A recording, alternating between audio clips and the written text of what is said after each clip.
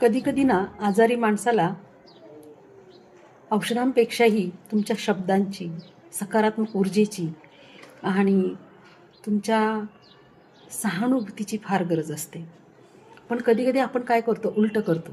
आपण जेव्हा त्यांना भेटायला जातो हॉस्पिटलमध्ये, त्यावेळेस आपण मात्र तशाच आजाराच्या आणि त्या आजाराने खचलेल्या व्यक्तींची तुलना करत राहतो. आणि अमुक-तमुक असा होता आणि काही दिवसातच तो गेला. असं बोलल्यानंतर तुम्हाला काय वाटतं? तो पेशंट बरा होईल तुमच्या बोलण्याने? तुमचा रोल काय आहे तिथे? तर तुम्ही जेव्हा पेशंटला भेटायला जाताय, त्यावेळेस त्याला उभारी येईल, तो आजारपणातून बरं होईल असं तुमच्या वागण्यातून, बोलण्यातून व्यक्त होऊ द्या. आणि हो, पेशंटला जर आर्थिक मदतीची गरज असेल, तर त्यांना त्यांचा स्वाभिमान न दुखावता शक्यतो जमेल तेवढी आपल्या परीने मदत करण्याचा प्रयत्न करा. कारण स्वाभिमान दुखावणं म्हणजे तुम्ही त्यांच्या आजारपणात अजून त्यांना केविलवाणं वाटण्यासारखं तुमचं वागणं असू शकतं.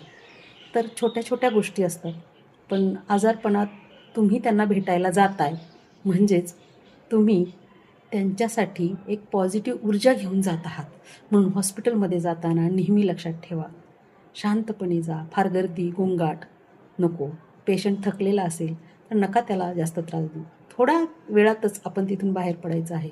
तुमच्या बोलण्याने, तुमच्या वागण्याने, तुमच्या हावभावाने पेशंट बरा होईल असं जर तुम्हाला वाटत असेल, तर तुम्ही तिथे जाण्यात अर्थ आहे. नाहीतर विनाकारण लोक जात आहेत आणि त्यांना काय वाटेल, लोक काय म्हणतील म्हणून जर जात असाल, तर तुमचं जाणं व्यर्थ आहे. आणि हो, तुम्ही जर अशाच प्रकारच्या आजार झालेल्या नकारात्मक गोष्टी जर त्यांच्याजवळ बोलत असाल, तर मात्र तुम्ही त्याला अजून आजारपणात ढकलत आहात आणि त्या आजारपणात तुमच्यासाठी त्याच्या मनात शुभेच्छा तर नक्कीच राहणार नाहीत.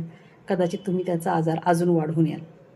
तर ठीक आहे. अशाच काही छोट्या-छोट्या टिप्ससाठी चॅनलला नक्की फॉलो करा. Thank you for watching this.